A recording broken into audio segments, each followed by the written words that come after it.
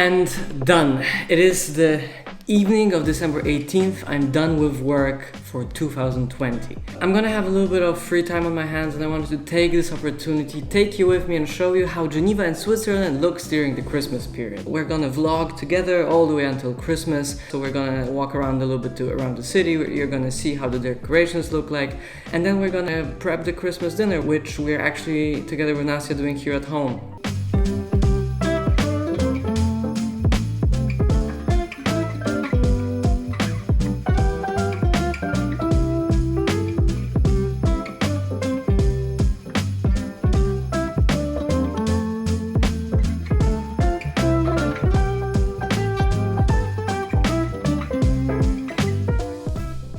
It's December 19th, Xavier has arrived and we're just getting ready to get out of the house. Have a look around the city to see how it looks during the Christmas time. Let's head out.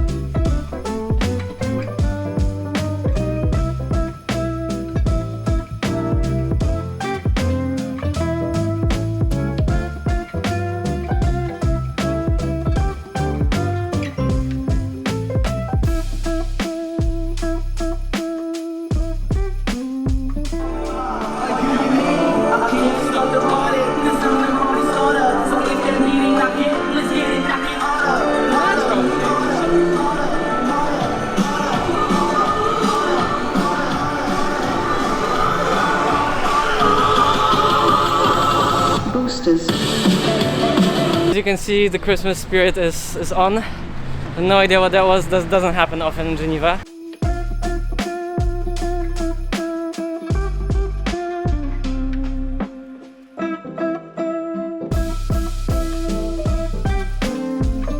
Not a typical day in Geneva, a lot of interesting stuff happening. So far we've been to UN, we've been to CERN from the outside both, and we saw crazy Santa Clauses and then what looked like a communistic demonstration on Plain Palais. And we finally arrived at the destination of today's walk, which is the Patek Philippe Museum. I think this is probably as close as I can come with a camera, so let's go.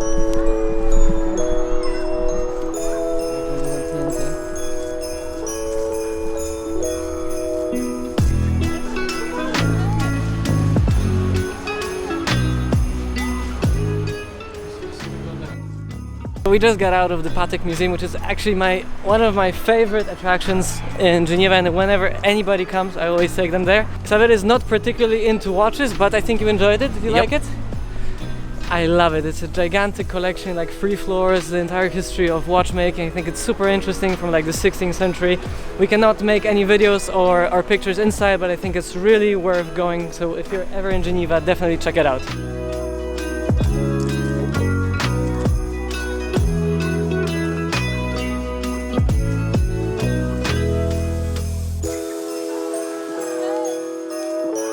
This guy that you just seen on the card, he's an absolute landmark of the city.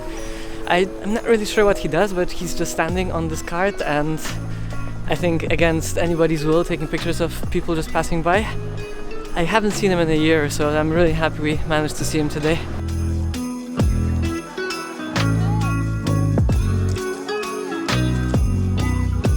Xavier is visiting. We decided to take him around the lake. We decided to drive around the lake, and instead of taking the highway, I always take this road, which is just so much more interesting, because I wanted to show Xavier this building. The building you see here is called Villa Rosée, and it's part of a fortified line close to a city called Glon, close to Geneva. It used to be a fortress and now acts as a museum. I don't know if you can see them here, but the fortress is built on what is called the Toblerone line, which is a 10-kilometer long defense line made out of concrete blocks which have the same shape as the chocolates that we all know and love. Their purpose is to stop tank invasions, and they were built during the Second World War. The lines can be found all through Switzerland, mostly in areas around the borders.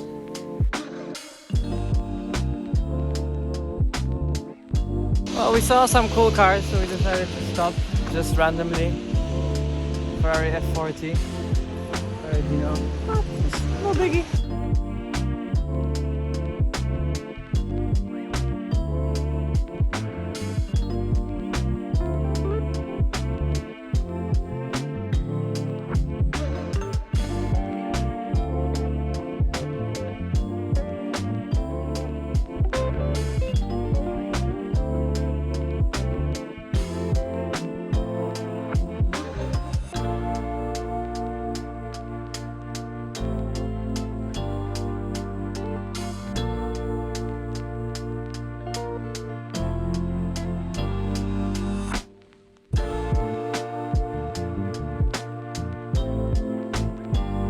cops on a stakeout.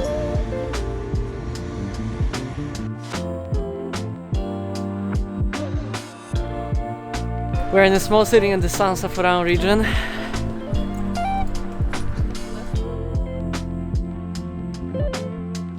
We wanted to show Xavery the views, but unfortunately you can't see much today.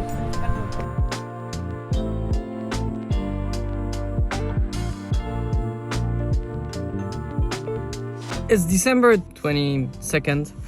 I'm not going home to Poland for Christmas. Ever since I left, and pretty much always in my life, every single year around this time I would play driving home for Christmas and get in a car or get in a plane and get back home to spend the holidays with my folks. Because of the corona thing, the risk in Geneva is so high, I just don't want to bring anything there. So now I'm looking for a Polish store. I don't usually buy Polish products because I'm not a big fan of Polish cuisine, but I really thought, since I'm not going, that's something I want to try. So let's see how are the Eastern stores in Geneva.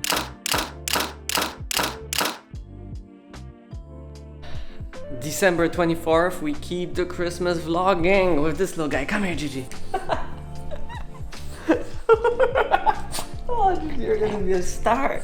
You're gonna be a star. You're gonna be a star. Let's go for a walk. Christmas walk. Christmas Eve. Yeah, let's go. Let's go. Adhering to all COVID-related rules and regulations, we decided to make the Christmas dinner at our place, inviting some friends. Buying the products was not easy, but we found some Eastern European stores and got to work. Once we had a look and searched sufficiently, it turned out that there is actually quite a lot of Russian, Ukrainian and Polish stores because the community is also quite big in Geneva. Walking the streets of this town, you'll hear Russian almost as often as you hear English.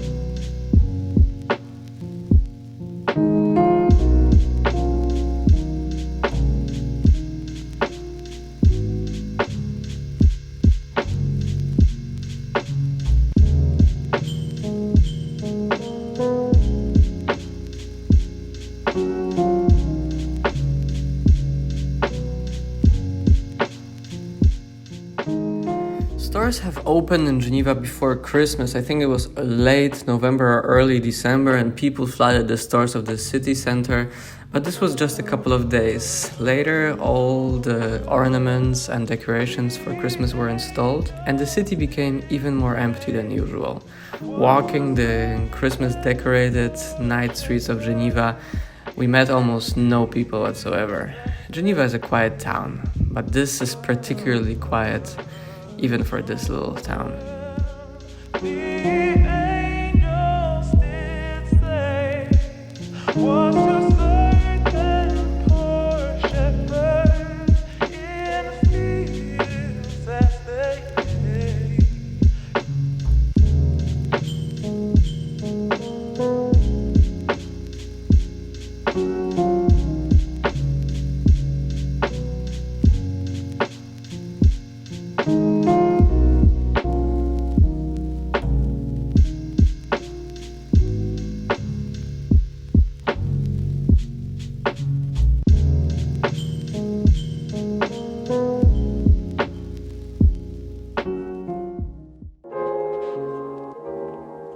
As you can see, even during the day and on good weather, it's not much more busy. A lot of inhabitants, roughly 60 or 70,000 out of 200,000 in Geneva, are expats, and many of them, I guess, went home for Christmas.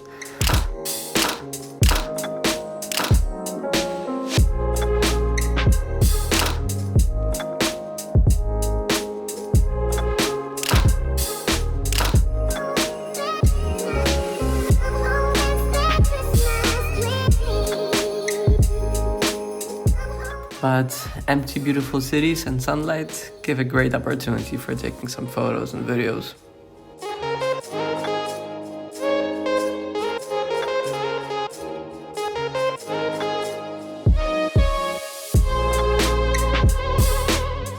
Finally, after Christmas, it was time to pack the Mini and go for the New Year's celebrations.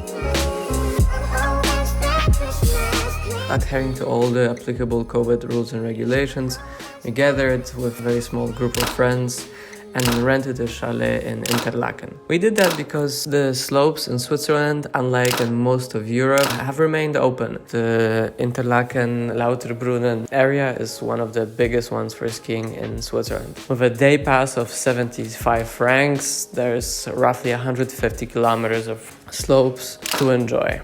And we did. And it was absolutely beautiful. If you ever wonder where to come, don't hesitate even for a second.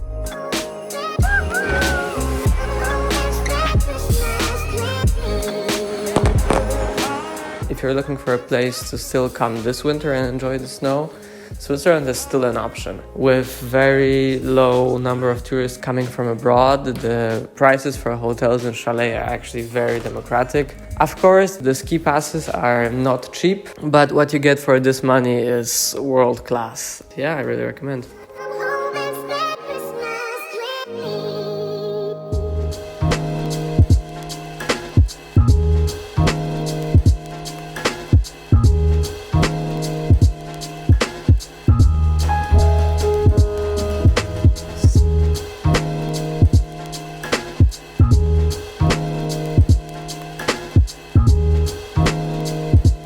Finally, as I got to editing all the material, it's roughly 26th of February. It's already 17 degrees in Geneva, and you can already feel the spring in the air, the warmer days coming, which is great news. I think winter and autumn and lockdown were really tough for everybody, and the first real warm days and rays of sun gave everybody a big dose of optimism and confidence in the future. The winter was beautiful. We didn't get much snow in Geneva itself. It rarely ever snows. There was a couple of days of little blizzards that didn't leave much snow on the streets. But most of the footage you see here was shot at least 1,500 meters or above. There, the winter was absolutely scenic. We enjoyed the snow, and so did Luigi. It was a beautiful winter. I never ski as much as I would like to, and the winter always goes by fast. But I'm really looking forward to spring and summer, and hopefully to an end of this pandemic that will come soon. Thanks for watching, and see you in the next episode.